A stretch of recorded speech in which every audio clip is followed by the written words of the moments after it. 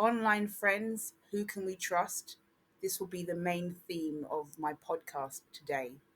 I was having a lovely conversation with Tosha the other day, and it was actually really nice. And I agreed with some of the things that she said. But it's been a long time since me and Tosha have had like really long conversations. Tosha and I had a fallout well over a year ago, and I was never going to speak to her again. I was never going to speak to her again. But after a while, over time, and I think it's partly because of Bam's constant ranting, after a while, I began to really appreciate Tosha's soothing voice and her calm appeal, and her self assured manner. I do think that Tosha is naive when it comes on to certain people and certain things, but there's no harm in that necessarily. Um, I don't hold any grudges against her. I currently have no grudges against her. And I actually agree with some of the things that she said. And she actually made a community post the other day, and I really agreed with a lot of the things that she said. She also mentioned Scott, which is a subject or a topic that I haven't discussed on my channel for quite a while. And I've purposefully done that. And that's partly because I don't want to get involved in the drama. And it's also partly because um, I've been watching silently on the sidelines and formulating my own opinions, and I want to see what other things are going to be unveiled and revealed. I'm not necessarily surprised about the things that I've been seeing and hearing completely, um, but one of the reasons why Scott and I had like a fallout is because of Andy, and it's because he didn't want me to talk to her at all. He doesn't like her, didn't want me to speak to her, and my stance was I don't really want to I don't want there to be any problems or issues with my fellow creators. I want to get along with everyone as much as I possibly can. And, I made the mistake of being friendly with Andy, and Scott didn't take it well. And I have an opinion on what's been going on and the things that she's been showing on her channel, but I've decided to remain silent about it for the moment because I didn't want to ignite any more flames, and I didn't want to really get into the drama. But I do have an opinion on all of it. And actually, it was Tosha, who some people refer to as the Loon. I've never referred to her as that, and I will never be disrespectful to her that way.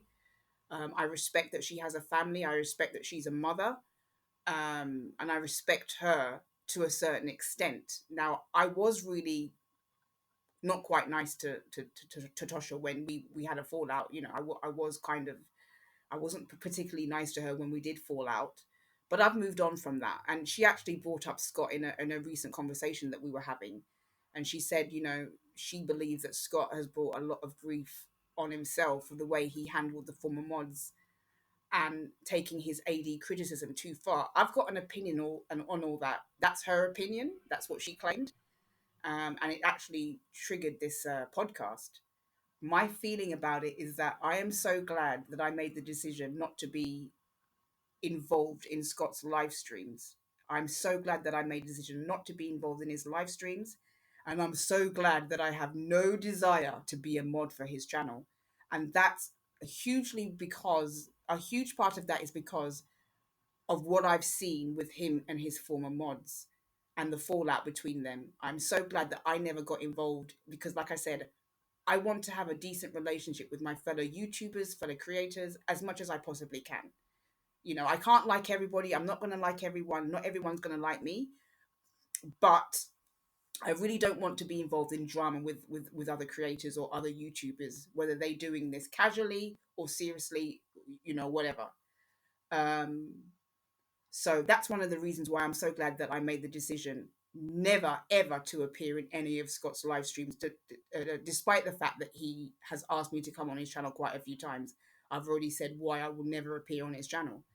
Um, but I do have an opinion on everything, and I will make a video about it one day. Um, and I've got a lot of opinions on it. Put it that way. Now, since our little fallout, Scott and I do get along. We will say hi to each other every now and again. He wrote a comment on my channel about AD a few weeks ago, a comment that I didn't agree with, when he was talking about AD, and I'll talk about that more another time. But Scott's one of these people that I'm going to get this out of the way first, because he's gonna watch this, and he's gonna take into account everything that I say, and some things are going to bother him. Okay, Scott is extremely controlling. If he tells me not to talk to somebody, that means he expects me not to speak to them, and I can even show you examples of this with his own voice, with his own material. He's controlling. He's also loving, protective. Um, what else? He's controlling, but he's also loving and protective. He's written the most beautiful love song for me. It is the best song. He's the song winner as far as I'm concerned. Maybe I'm a bit biased, but I do understand and I do know that as loving as he can be is as opposite as he can be. He can turn from loving to nasty if he doesn't get his own way. He will have a tantrum. And that's exactly what he did with me. So I know that there's a very fine line of him being, like for example, he raised money for that Andrasta wolf, which I thought was a very commendable thing. So he has the ability to do good. He has the ability to do better with his channels. And I'm not going to go into too much of his content at the moment, but he has the ability to be a nice person and to be loving and caring and to do good. I've seen that, I've experienced that, and I've seen it with other people. But the minute that you do not follow his way, you don't walk his line, is the minute he can turn. So I'm very, very wary of that. Also, there is, even though we say hello to each other, we have a decent relationship with each other. I know that he probably still feels resentment towards me because I spoke to Andy, because I was friendly with Andy, and maybe for other things as well. He's a man. He's also somebody who has what I would call a borderline personality, and somebody with a borderline personality, Jekyll and Hyde personality. One minute they might be laughing and giggling and very speaking very confidently, and the next 2 seconds or the next 2 minutes, they can go from being very confident to falling apart and just crying. So he has that type of personality. I'm very aware of that. I observe people. I'm a very observant person. So I know what he can be like. So what I'm essentially saying is I understand why Andy feels the way that she does. I'm not saying I agree with all the content that she's putting out, but I understand her grievances. And I think, and I'm not going to go into detail in this particular podcast, that will be a next one. I think she really liked Scott. I don't know whether it was platonic like or she liked him more. I don't know. She really did like him. That's what my belief is, and I think she feels fooled by him. And I think that's what happened. And I think when he, you know, unmodded her, and I think because the way he speaks about people in the way that he does, he can be very condescending. He's done it to me as well, so I know what it's like. Um, like I said, you've got to walk a fine line with him. Um, I understand her how she feels. I understand how she feels, and he has said things about her that are pretty unkind. And when you've sent somebody that much material, and when you've been nice to them, and they turn around and they do that to you, I understand how she feels. However, I do think that she's channeling her grievances against him, perhaps in the wrong direction. Not that I'm telling her what to do with her channel. I'm not doing that. She can do whatever she wants with her channel. But I think she's held on to her grievances. She's held on to the bitterness.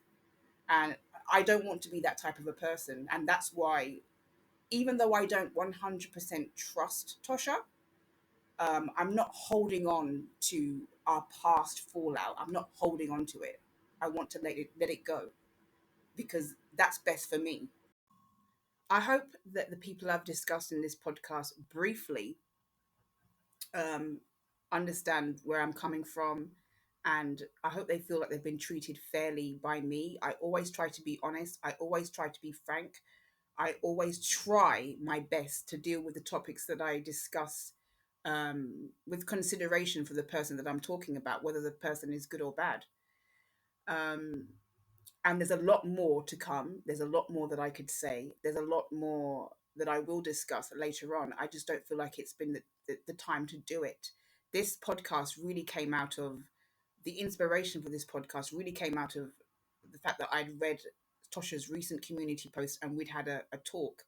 One of the things that we discussed, and it's out in the open, I can pretend that it wasn't a secret conversation. Um, One of the things that we discuss was a mutual friend that we both have that we're no longer friends with. Um, and like I said, I'm not in any group. So I'm not in Andy's group. I'm not in the Rusek group. And I'm certainly not in the group that I was part of, and subsequently, I wanted no part in where Bam was going at the end. She was leading a path, and I didn't want to follow it. I didn't want to follow the path that she was leading to, and we all see where that ended. She allowed disdain for others to affect her very deeply, and I don't want to have anything to do with that. I don't have to like everyone. Not everyone has to like me. I hope and believe, even though I've made a lot of mistakes on YouTube, in terms of people that I've become associated with, I hope that I'm making better choices, and I hope that I've learned to make better choices. One of the choices that I made is not to be involved in Scott's live streams at all. I watch from afar, I appreciate from afar, but I don't get involved. And because I've seen what's happened with him and his ex mods, and I don't want to be any part of that. I also learned a lot from being on Bam's live streams and participating in her live streams, and the negative effect that had on me and the negativity that followed. I don't want to be involved in anyone's live streams, um, no matter how much, even if they ask me, I'm just not going to do it. I'm not going to get involved in that way. I can watch from afar, I can admire from afar, but I don't need to be all up in someone's grill. Um, what's the other thing? And there is more to come. I do have a lot of opinions on the things that Andy did, and I think, I think she realizes that she really made probably not the best choice to do things the way she did. And what you're seeing is, she's definitely holding on to some kind of resentment where Scott is concerned. But she has the right to feel the way she does. I'm not going to ever tell her how she should feel. She has a right to feel the way that she does. And um, I can understand how she may have felt played by him, and it's very possible that she was, and I think she played the game. She played into his game, maybe. Um, Maybe that's what she did do, and she realized that she was fooled. But I think also, I'm not saying anything like negative on either side, but sometimes we trust people too much that we meet online, and sometimes we have to make better choices. Sometimes we have to make better choices in how we deal with things, and that includes myself. I don't always make the right choices. I've made mistakes, and I acknowledge that. I'm no saint. I'm not completely, you know, I'm no angel. I never have pretended to be one. I've gotten involved in drama that I shouldn't have gotten involved in, and I try to learn from my mistakes so they don't happen again. And I hope like Andy has learned that, yeah, she may have liked Scott in the beginning, but she probably gave too much. Um, she probably gave too much of herself, as far as I'm concerned. Literally, literally, she gave too much of herself, and I think she really does feel like she was. She probably feels she was played quite a bit, and she's reacting to the fact that she was played. So she's playing the game back at him. I think that is what I see that's happening, and there's a lot more that I could say, and I will say that later. But that's exactly what I see happening, and I'll speak to you soon. There's probably going to be a part two of this, maybe even a part three, maybe not.